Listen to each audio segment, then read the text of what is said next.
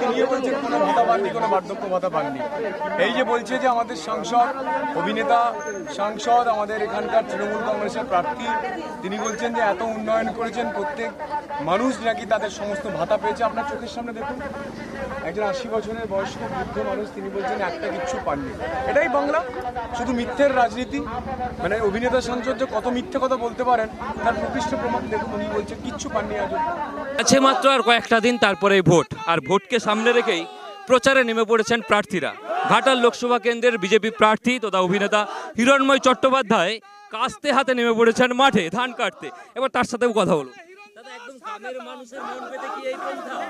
না, একদমই না। দেখুন, গ্রামের মানুষ কত কষ্ট করে চাষ করেন এবং চাষ করার পরে সেই ধানটাকে কেটে মানুষের, এই যে কলকাতা যারা পেন্ট হাউসে থাকেন তারা যে ডাইনিং টেবিলে বসে ধানটা খান, চালটা খান, তার জন্য যে কতটা কষ্ট, কতটা পরিশ্রম করতে হয় সেটা মাঠে নামলে বুঝতে পারা যায়। সেই কষ্টটাই কি মানে মানুষের সাথে ভাগ করে নিতে চাই। দেখুন, আমি তো গ্রামেরই ছেলে, মানে আমার বাবার বাবা, আমার মায়ের বাবা সবাই চাষ করতেন, বলে অরিজিন তো আমার কৃষক পরিবারের, তাই না? সেই জন্য আমি একবার দেখতে এলাম যে সত্যিখানি কতখানি কষ্ট হয়, যেটা নিজে না বুঝলে দিল্লিতে গিয়ে আপনি কাদের কথা বলবেন।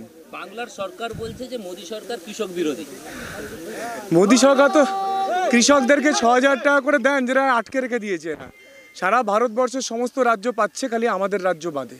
এরা তো কৃষকদের নামের লিস্টই পাঠায় না। এরা তো সবচেয়ে বেশি কৃষক বিরোধী। এরা মান্ডি করে দিয়ে, মাঝখানের দালালকে দিয়ে এরা ধানের দামটাকে কমিয়ে দিয়ে মার্কেটে বিক্রি করে, যারা কৃষকরা আত্মহত্যা করে। 144 জন কৃষক আত্মহত্যা করেছে আমাদের পশ্চিমবঙ্গে, আরটিআই রিপোর্ট বলছে। সেটা নিয়ে আমি বিধানসভায় সরব হয়েছিলাম।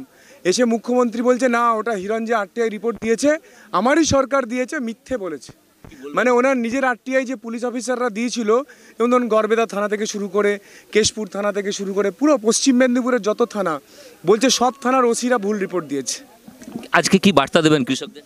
কৃষকদের জন্য মোদিজি আছেন এবং ভারতবর্ষের ভবিষ্যৎই হলো আমাদের এই কৃষক ভাইরা। আমাদের ভারতবর্ষ হলো কৃষি প্রধান দেশ, তো সেখানে আমরা কৃষিতে পৃথিবীতে নাম্বার 1 হতে চাই। যদি আমরা হতে পারি, ভারতবর্ষের অর্থনৈতিক সামাজিক পুরোপুরি পরিবর্তন হয়ে যাবে, পুরো উন্নয়ন হবে। কৃষি ভবিষ্যৎ বাংলার, আর সেই বার্তা দিতেই আজকে একরকম কাস্তে হাতে নিয়ে ধান কাটতে জমিতে নেমে পড়েছেন, মাঠে নেমে পড়েছেন অভিনেতা তথা ঘাটাল লোকসভা কেন্দ্রের প্রার্থী, বিজেপির প্রার্থী হিরণময় চট্টোপাধ্যায়। আগামী দিনে কী হবে তার দিকে নজর থাকতে হবে এবং নজর রাখবো আমরাও। ক্যামেরায় সুজয় নায়কের সাথে দেবব্রত সরকার, TV9 বাংলা, পশ্চিম মেদিনীপুর।